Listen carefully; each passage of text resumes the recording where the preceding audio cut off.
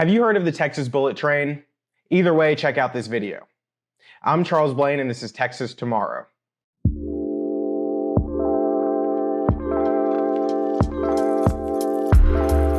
You might have heard about the plan to bring high-speed rail to Texas by connecting Houston and Dallas.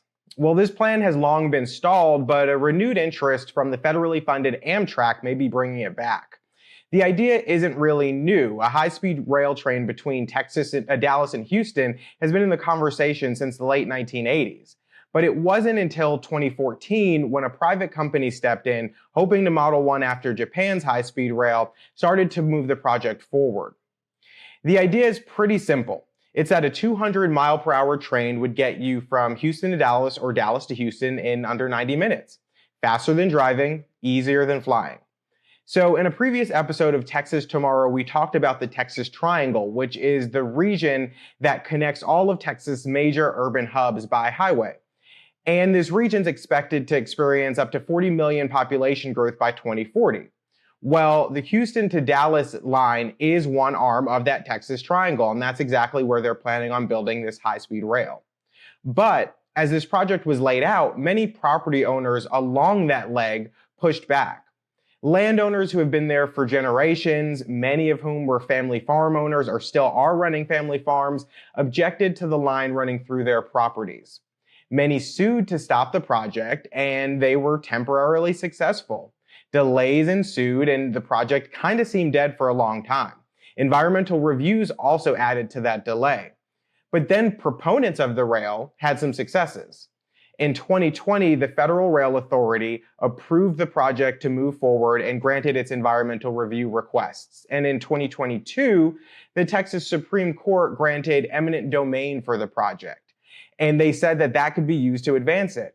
And so simply put, eminent domain is when an entity is given legal authority to take private property for a public use. And that's exactly what happened here.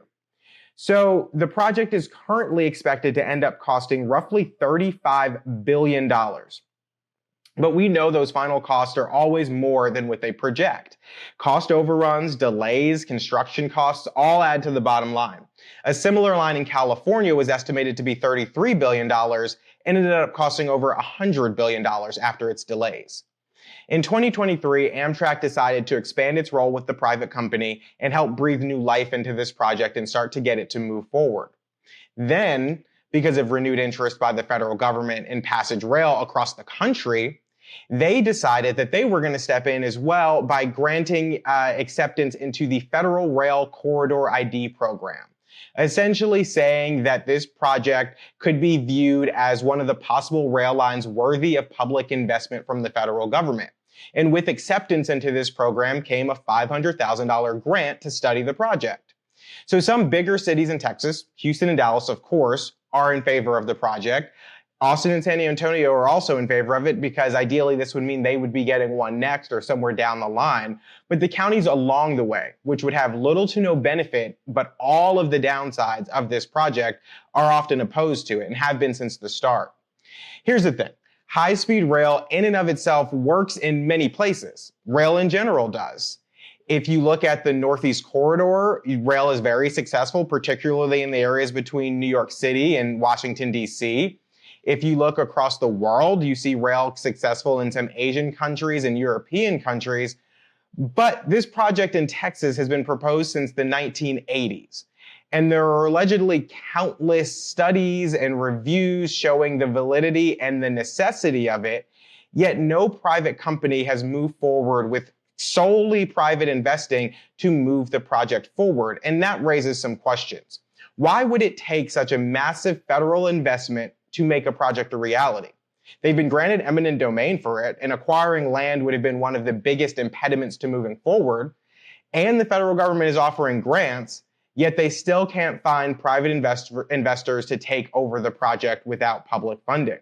And that should be concerning to everyone involved. And everyone involved means all Texans. Because assuming the federal government affords Texas Central the ability to do this project, whose back does it fall on if it fails? Ours. Who will make those landowners whole for having their land taken for a purpose that never materialized? Us. Either way, Texas taxpayers will be responsible for this project. whether that's through federal government funding or whether that's through state government funding. At the end of the day, it's all public funding and it all comes from us. And that's something that we desperately need to remember as this project moves forward, or at least as it tries to move forward.